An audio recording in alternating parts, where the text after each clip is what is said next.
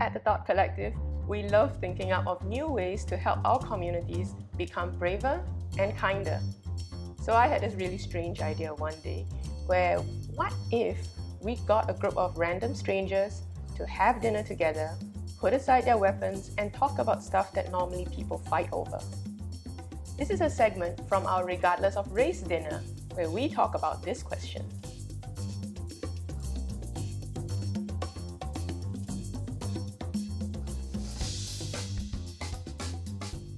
One thing that is clear to me as I continue the journey is we got too hung up on words.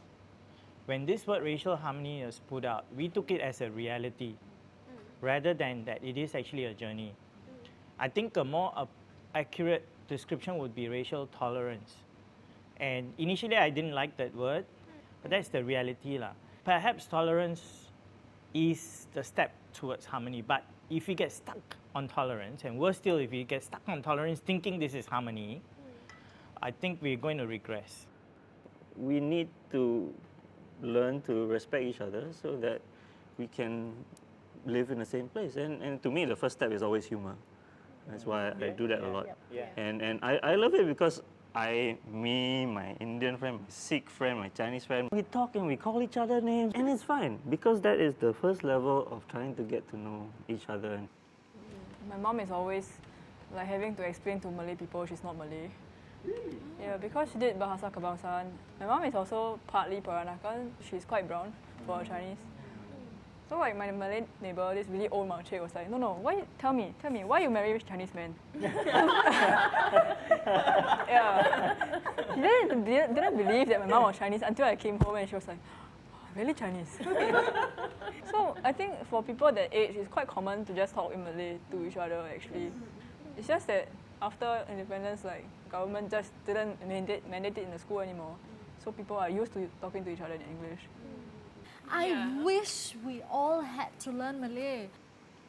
Your point about loving to learn Malay and all that, I love that. I take that to heart. I think it's great. You feel proud that you have a conversing language, right? And so my question is, why can't English be that language? Because English is made the working language means some other languages couldn't be. So these are realities of history which we can't change, but I think what we can is move forward and acknowledge some of these things that cutting into people's life. Actually, to me, Singlish is the bridging language. Yeah. It's actually quite cool. Like the foreign scholars in my school used to learn Singlish. This is what they make like feel most comfortable with when I talk to them. So I will talk to them in Singlish. Yes, it gels all of us, but it contains a lot of dialect words and Chinese words that people from the Indian community especially are not privy to, and neither from the Malay community usually. I'm still learning words. I'm not kidding you. I agree. I'm 24 and I'm still learning words, and I'm a complete Singaporean. I've been in the system all the way, which is why my mother rejects Singlish. She says she's always told us, speak proper English, don't speak like a Chinese. Oh, she sees it as a Chinese thing. Yes, Singlish. because it has so many Chinese words.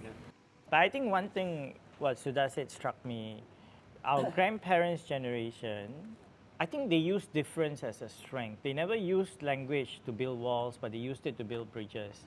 I'm worried for our generation and the next generation, which seems to use language to create walls.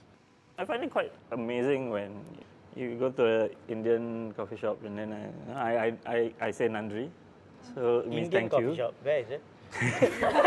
Sorry, I didn't know there was one, but tell me, Joy and I. There are Indians there and they have kopi. Oh, okay. So would this become now what? Food for thought has changed to whatever. Never mind. Sorry. So I say Nandri, and they are very surprised because I think not enough of us make the effort to at least learn. You know, it's common. And I think it's quite sad. It's just basic numbers. Hello, thank you. Where's the toilet? Can I buy one prata? I don't know. Maybe that's an effort that we can make.